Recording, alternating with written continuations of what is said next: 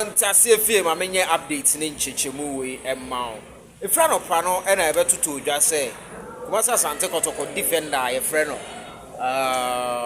Zakaria Fuseni ekra nioma bi a oye no na eche se okra nti we dem dia to screen no so no. Anopa no na oposti side we.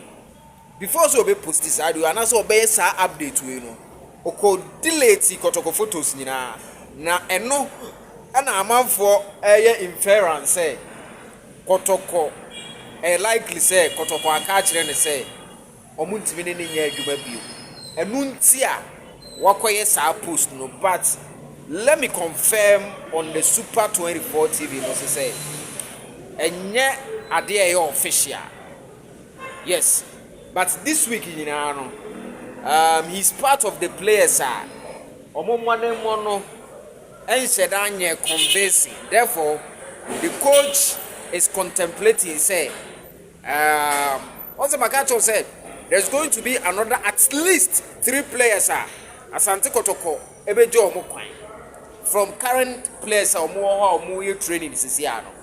And Tia say, Ebia, Zakaria Fuseni, Edi, Ebeka, sa players another list Beba Bonte say Kotoko mutually any omawie no na eno in the midst of some komodie no and Zakaria Fuseni enne which is 8 August 2026, the year of our Lord, anopa no sorry no and on the Facebook page no and we deleting the Kotoko photos na photos or se Kotoko atade ewum nyina we delete every Facebook and ho update ye with photo your friend under 20 we know or se Black Stars this and no dey the profile picture, and me personally my Facebook profile no so na my check it the Kotoko photos oba Kotoko na oda so welcome ni nyina no eni ho biom enti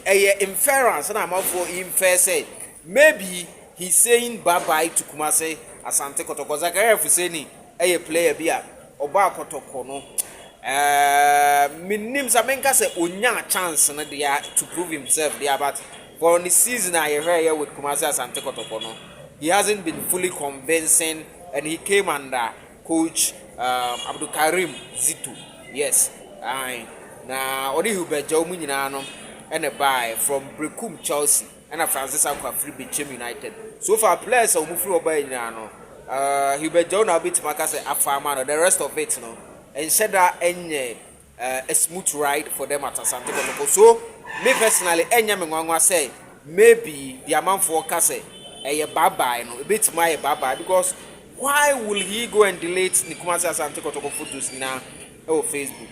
Obi ni bibia or update ye nyina yesu ade.